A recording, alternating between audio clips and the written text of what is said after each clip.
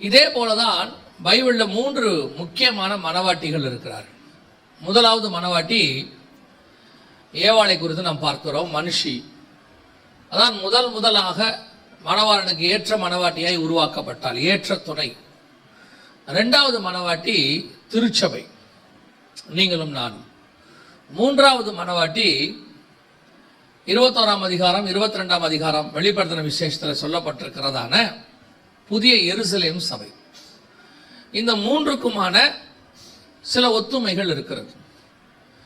இந்த 2 மனவாட்டிகளுக்கிட்டிலும் இருக்கக்கூடியதான குணாதிசயங்களை எல்லாம் தாண்டி ஒரு மணவாளனுக்கு ஏற்ற மனவாட்டி எப்படி இருக்க வேண்டும் என்பதை அந்த புதிய எருசலேம் நமக்கு சொல்லுகிறது.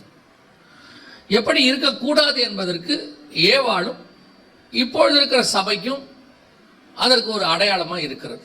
உதாரணமாக முதலாவதாக ஏவாளை குறித்து சொல்லும் பொழுது பவுல் சபையை ஒப்பிட்டு எழுதுகிறார். எங்க எழுதுகிறாரு? 2 கொரிந்தியர் 11ஆம் அதிகாரத்தில் அவர் ஒப்பிட்டு எழுதுகிறார். ஒப்பிட்டு எழுதும்போது 3-4 வசனங்களில் அவர் என்ன சொல்லுகிறார்? சர்ப்பமானது தன்னுடைய தந்திரத்தினாலே ஏவாளை வஞ்சித்தது போல உங்கள் மனதும் கிறிஸ்துவை பற்றின உண்மை நின்று விலகும்படி கெடுக்கப்படுமோ என்று பயந்திருக்கிறேன். நீங்க எதை பத்தி சொல்றாருன்னா, வேறொரு உபதேசத்தை குறித்து சொல்லுகிறார். வேறொரு உபதேசம் உங்களை கெடுத்து விடுமோ என்று நான் பயப்படுகிறேன் அப்படின்னு சொல்றார். ஏவாளுக்கு ஒரு உபதேசம் கொடுக்கப்பட்டது. அந்த உபதேசத்திற்கு எதிர்மறையான இன்னொரு உபதேசம் சர்ப்பத்தினால் கொடுக்கப்படுகிறது. புசிக்கலாம், புசிக்க கூடாது என்று சில கனி வகைகளுக்கு சில கட்டளைகளை கர்த்தர் கொடுக்கிறார். இந்த புசிக்கலாம் புசிக்க கூடாது என்பது பொதுவாக எதை குறித்து சொல்லப்பட்டிருக்கிறது என்றால் உபதேசத்தை குறித்து. இப்போ இஸ்ரவேலர்களுக்கு மன்னா கொடுக்கப்படுகிறது. அதே மன்னாவை குறித்து புதிய ஏற்பாட்டை நமக்கு சொல்லும் போது, ஜெயம் கொள்ளுகிறவன் எவனோ அவனுக்கு மறைவான மன்னாவை கொடுப்பேன். இந்த புசிக்கிற காரியங்கள் எதை குறிக்கிறது என்று சொன்னால் பொதுவாக உபதேசத்தை குறித்து சொல்லப்படுகிறது. அப்பம், மன்னா, இந்த கனிகள், இது எல்லாமே கர்த்தருடைய வார்த்தைக்கும் உபதேசத்துக்குமான ஒரு அடையாளமாக இருக்கு.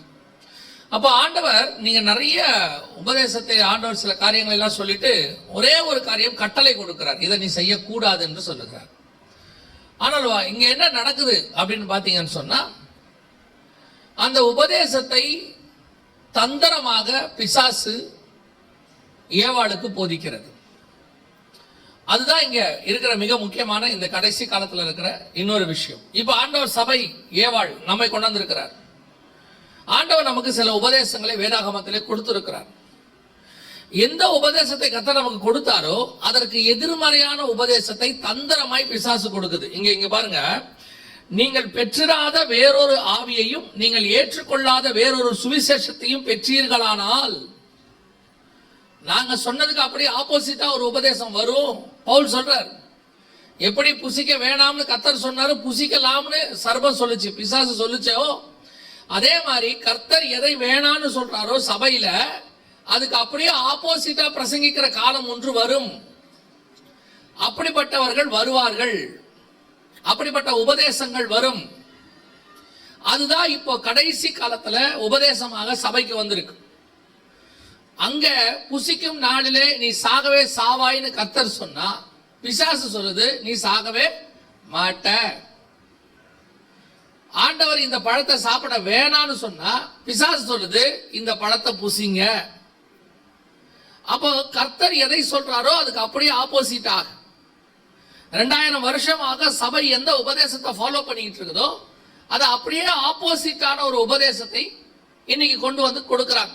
அதுல மிக முக்கியமானது ஒன்றை புரிந்து கொள்ளுங்கள் விசுவாசிகள், இந்த புதிய ஏற்பாட்டு வேதாகமத்திலே சொல்லப்பட்டிருக்கிற எந்த உபதேசமும் பூமிக்கு உரியது அல்ல. பூமிக்கு உரியது அல்ல. இது முழுக்க முழுக்க பரலோகத்துக்கு கொண்டு போறதுக்கான உபதேசம். பழைய ஏற்பாட்டின் உபதேசம் பரலோகத்திற்கு போக முடியாதபடிக்கு திரைச்சீலை மறைத்திருந்தது. அதனாலதான் எபிரேயர் 11:39 சொல்லுது, அவர்கள் விசுவாசத்தினாலே நற்சாட்சி பெற்றிருந்தும் வாக்குத்தத்தம் பண்ணப்பட்டதை அடையாமல் போனார்கள். திரைச்சீலை அவர்களுக்கு தடையாய் இருந்தது, என்னதான் உபதேசத்தை ஃபாலோ பண்ணாலும். ஆனா புதிய ஏற்பாட்டு உபதேசம் அப்படி அல்ல.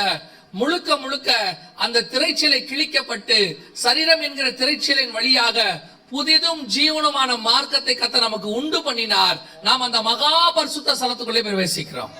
அல்லேலூயா. அப்படி ஒரு ஆசீர்வாதமான பிரசங்கம் தான் புதிய ஏற்பாடு. பழைய ஏற்பாட்டு பிரசங்கத்தை நீங்க எப்படி வார்த்தைகளை எவ்வளவு பெர்ஃபெக்ட்டா ஃபாலோ பண்ணாலும் கூட அது உங்களை கொண்டு போய் எங்கே நிறுத்தும் என்றால், பரலோகத்துக்கு போகாத பரதீசி என்கிற இடத்துக்கு, அதுவும் அவர்கள் காலத்திலே மேல்பாதாளம் என்கிற இடத்துக்கு கொண்டு போகும். இயேசுவின் மரணத்தோடு தான், ஜீவனோடு கூட தான் அது உயிர்த்தெழுதலோடு அங்கே போகிறது, பரதீசிக்கு உள்ளே பிரவேசிக்கிறது. ஆனா உங்களுக்கு எனக்கு அப்படி அல்ல, நேரடியாகவே பரதீசிக்குள் பிரவேசிக்கக்கூடியதான வாய்ப்பை கர்த்தர் கொடுத்திருக்கிறார். அப்படிப்பட்டதான மேன்மைக்குரிய பிரசங்கம் தான் உங்கள் கையில் இருக்கிறது. இது கொடுத்திருக்கிறதே உங்களை பாரடைஸ் பரதீசிக்குள்ள கொண்டு போறதுக்கான மகா மேன்மையான பிரசங்கம். இந்த பிரசங்கத்தை அல்லது இந்த வார்த்தையை, இந்த சத்தியத்தை அதுக்கு முன்னாடி 4000 வருஷமா கர்த்தர் மறைத்து வைத்திருந்தாராம்.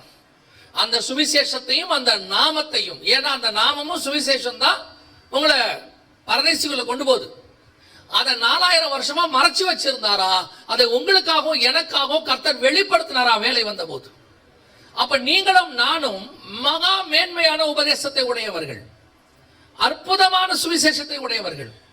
ஆனால் இன்னைக்கு அதை அப்படியே சர்ப்பம் மாயையாய் மாத்தி இந்த பூமிக்குரிய ஆசீர்வாதத்தையும், அதாவது அவன் என்ன சொல்றான்னா, உனக்கு பரலோக ஆசீர்வாதம் இல்லைன்னு சொல்லல, பூமிக்குரிய ஆசீர்வாதத்தை தான் உனக்கு முன்னிலைப்படுத்தி, இதை புசிக்கும் நாளிலே நீ சாவதில்லை அப்படின்லாம் சொல்லி இந்த உபதேசத்தை அப்படியே மாம்சத்துக்குரியதா மாத்துறாங்க.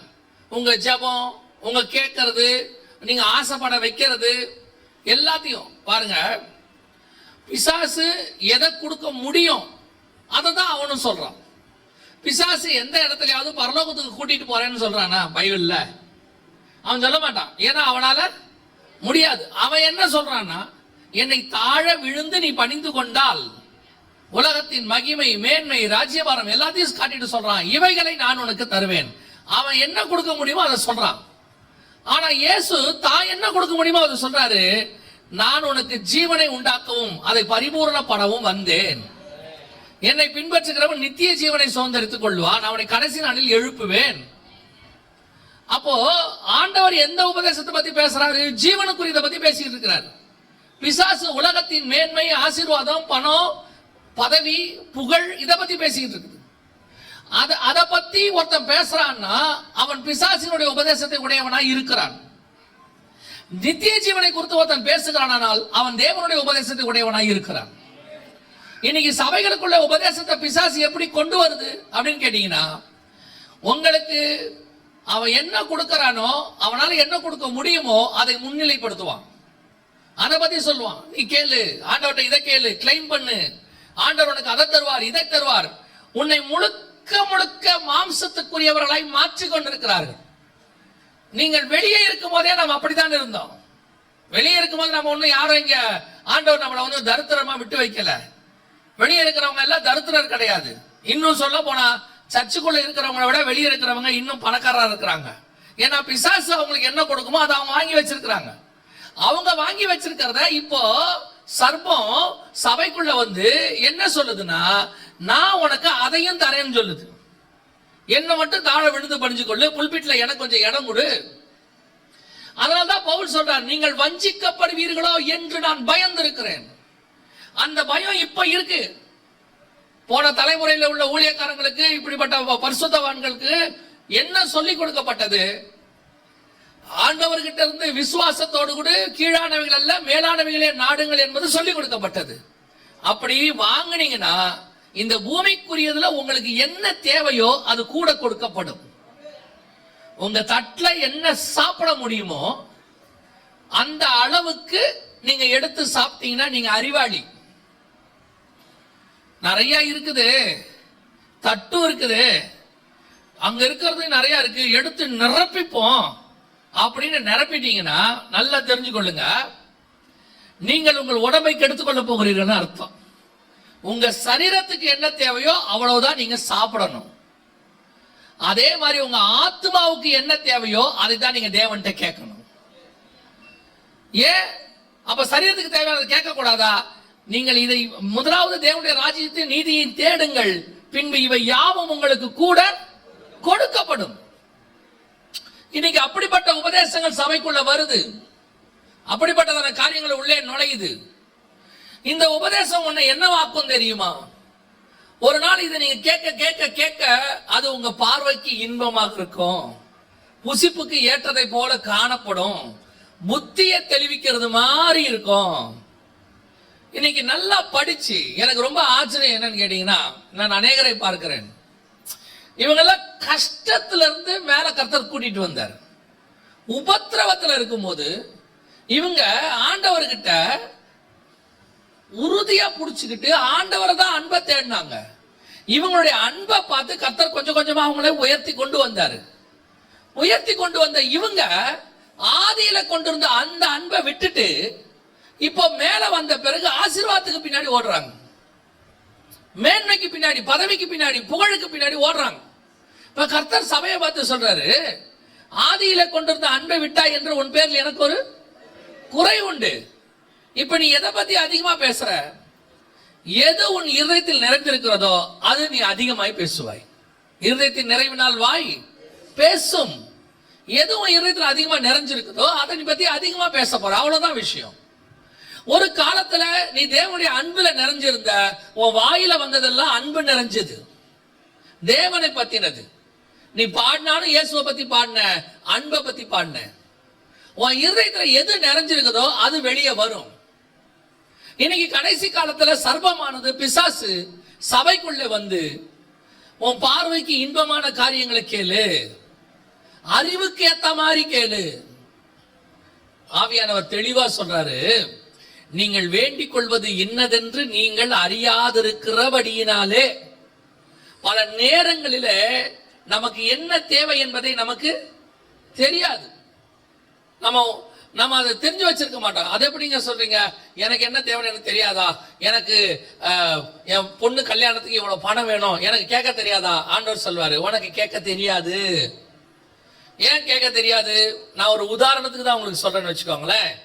இப்ப பொண்ணு கல்யாணத்துக்கு நீங்க ஒரு பட்ஜெட் போடுறீங்க, எல்லாம் சேர்த்து 10 லட்சம் ரூபாய் வருது. ஆண்டவரே, எனக்கு ஒரு 10 லட்சம் ரூபாய் இருந்தா என் பொண்ணு கல்யாணத்தை நான் முடிச்சிருவான்பா அப்படின்னு சொல்றீங்க. இது சரியான ஜபமா அப்படின்னு கேட்டா, உங்க பார்வைக்கு சரியான ஜபம், உங்களுக்கு சொல்லி கொடுக்கிற பிசாசின் பார்வைக்கு அது சரியான ஜபம். அது சொல்லும், கேளு, 10 லட்சம் கேளு ஆண்டவர்கிட்ட. ஆண்டவரே, எனக்கு 10 லட்சம் ரூபாய் கொடுத்தீங்கன்னா நான் இந்த கல்யாணத்தை பண்ணி முடிச்சிருவேன் ஆண்டவரே.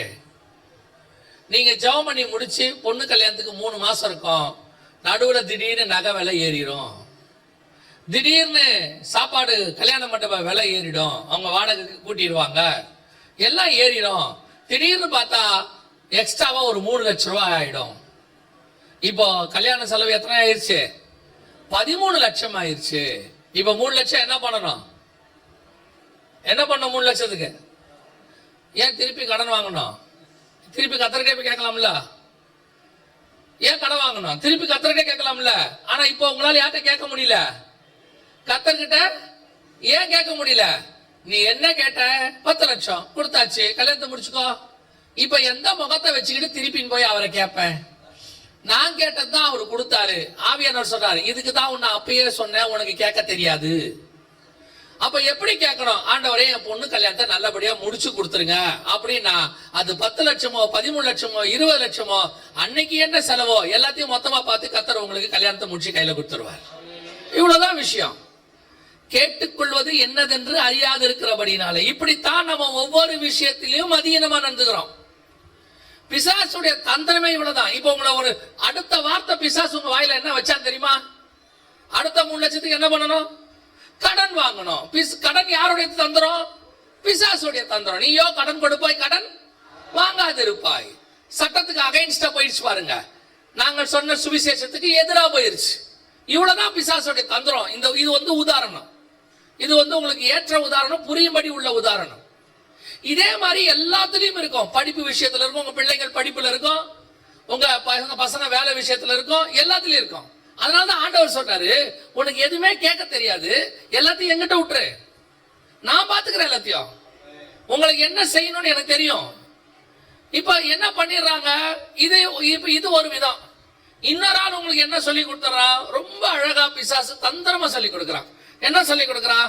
ஆண்டவர்கிட்ட நல்ல காஸ்ட்லியா ஒரு கார் கேளு, நீ தேவனுடைய பிள்ளை ஆசீர்வாதமா இருக்க வேண்டாமா?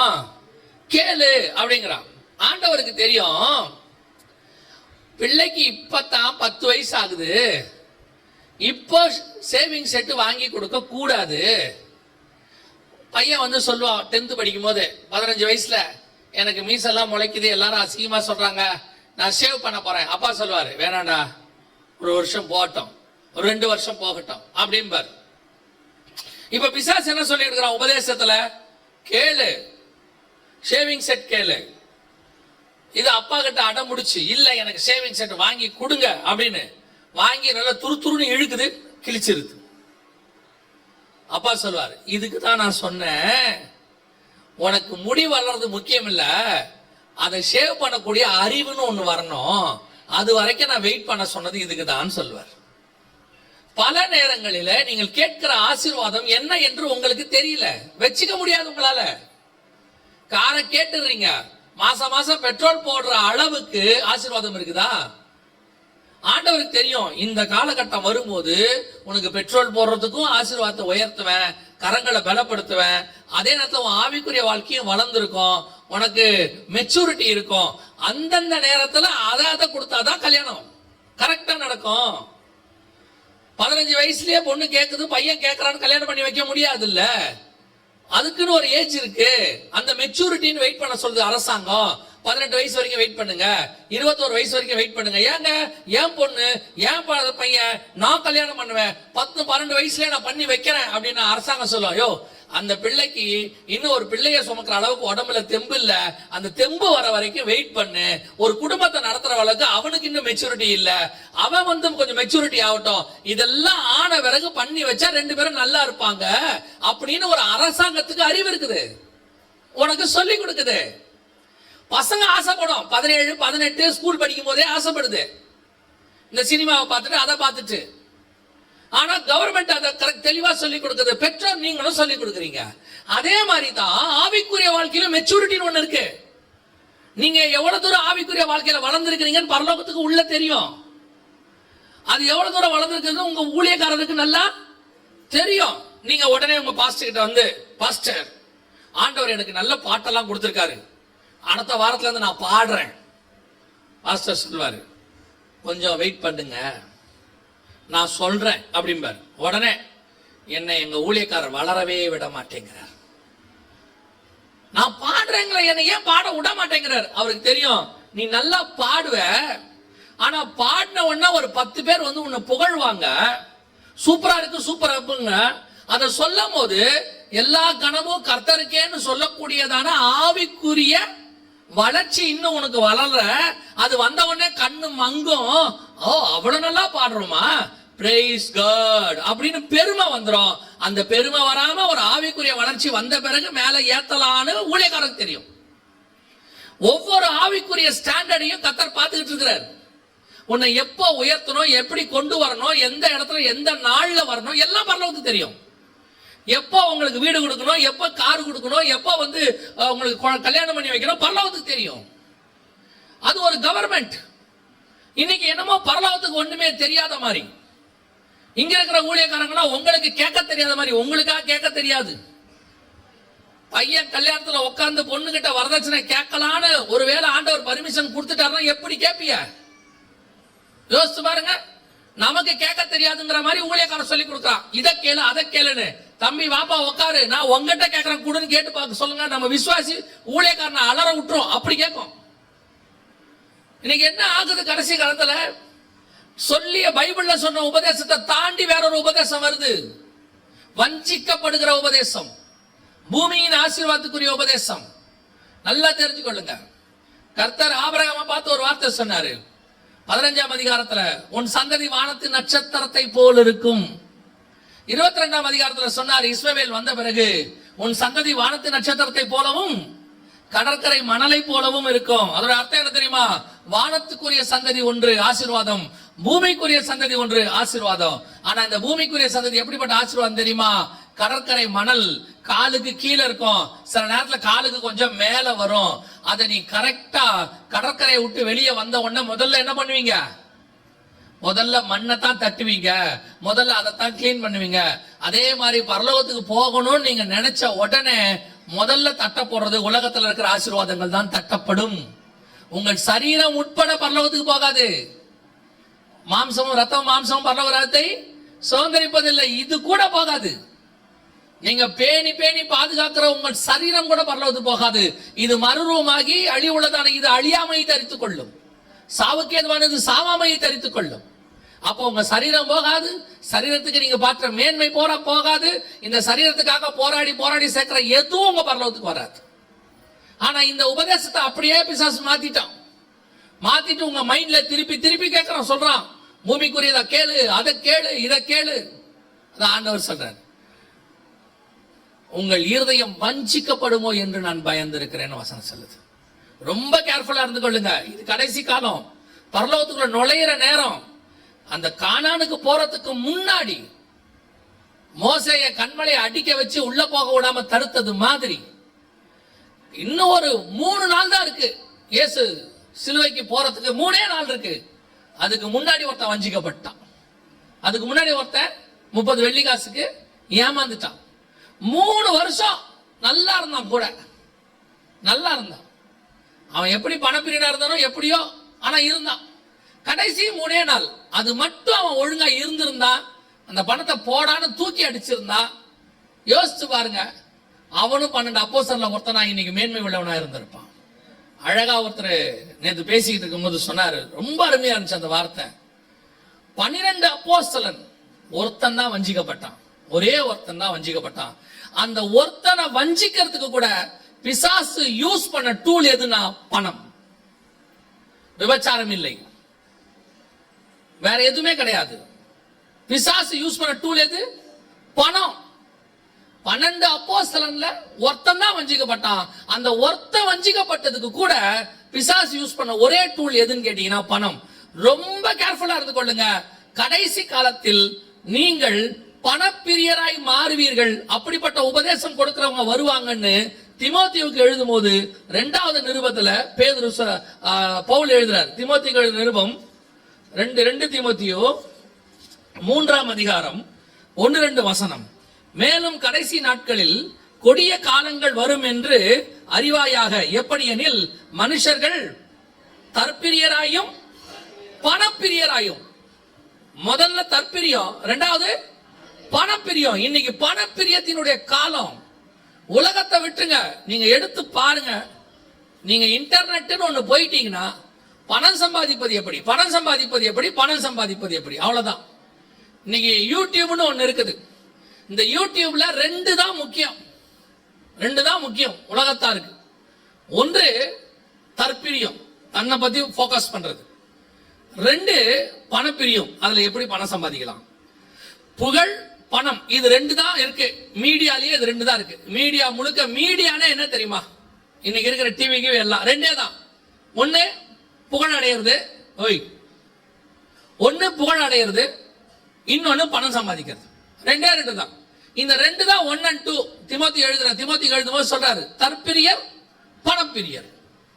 இன்னைக்கு அந்த பணத்தை தான் பிசாசு பிரதானமா. அன்னைக்கு அந்த 12 அப்போஸ்தலர்ல ஒருத்தனை வீழ்த்துறதுக்கு ஒரே ஒரு டூல் பிசாசு யூஸ் பண்ணது. எல்லாத்துலயும் எது கேட்டீங்கன்னா பணம். பண விஷயத்துல ரொம்ப கேர்ஃபுல்லாக இருங்க. இந்த பணம், புகழ், பொருளாசை, இததான் பிசாசு இப்ப கடைசி காலத்துல சபைக்குள்ள நுழைச்சிக்கிட்டே இருக்கிறான். இதுக்கு பேரு செழிப்பின் உபதேசம்னு பேரு, ப்ராஸ்பரிட்டின்னு பேரு, கிரேஸ்ன்னு பேரு, ஹைப்பர் கிரேஸ், சூப்பர் கிரேஸ், இப்படி எல்லாம் சொல்லுவாங்க. ஆனா கேர்ஃபுல்லா இருந்து கொள்ளுங்க. சபைக்கு கர்த்தர் கொடுக்கிற உபதேசம் என்பது வேறு.